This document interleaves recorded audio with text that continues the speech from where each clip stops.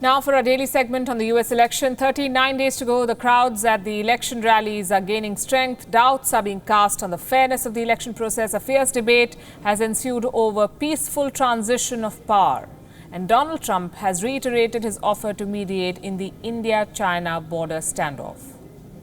Let's start with Trump's offer. Speaking to reporters outside the White House earlier today, Trump delved into his nomination for the Nobel Peace Prize, and then he switched to the ongoing India-China face-off. He said the two countries were having, quote-unquote, substantial difficulty, and if America can help, it would love to. Take a look.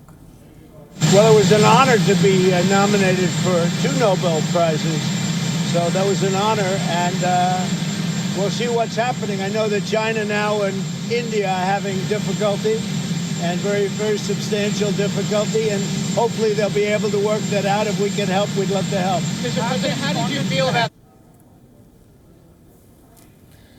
In he jumps again, convinced that he's the best person to negotiate peace, his own endless wars with China notwithstanding. As for the electoral war, it has entered the final 6-week stretch. Donald Trump has upped the ante. He campaigned in 2 states in one day. He traveled to North Carolina and then to Florida. The rally venues were packed. Trump's speeches filled with action. He called Kamala Harris the furthest left in the U.S. Senate. And Joe Biden, the lowest energy individual he's ever seen. Supposing he never campaigns and he wins, you know how badly I'm going to feel? I'm working hard. And you got to work hard. And you know what? I said it today. We cannot have a low energy individual as our president. We can't. And he's the lowest energy individual I've ever seen.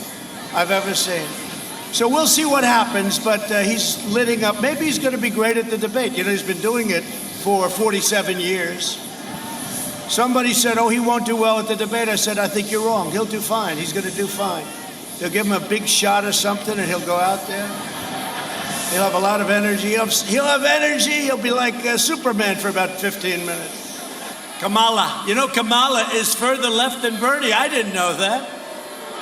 She is the furthest left in the U.S. Senate. Meanwhile, transition of power post-elections has become a subject of debate. Donald Trump has refused a peaceful transition, casting doubts on the election process. His fellow Republicans do not support his stance, though. They think he's pushing it too far. This includes Senate Majority Leader Mitch McConnell, Republican Senator Marco Rubio, and Republican lawmaker Liz Cheney. They've all reaffirmed their faith in the final result, and they are all promising a peaceful transition. The Democrats have found new fodder. Speaker of the House Nancy Pelosi slammed Donald Trump for disrespecting his oath of office, and she reminded him that he is not in North Korea. But I remind him, you are not in North Korea, you are not in Turkey, you are not in Russia, Mr. President. And by the way, you are not in Saudi Arabia. You are in the United States of America. It is a democracy. So why don't you just try for a moment to honor your oath of office? I don't know why the press doesn't make more of this, to be very honest with you.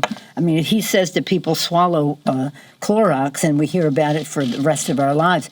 But he's trying to have the Constitution of the United States swallow Clorox.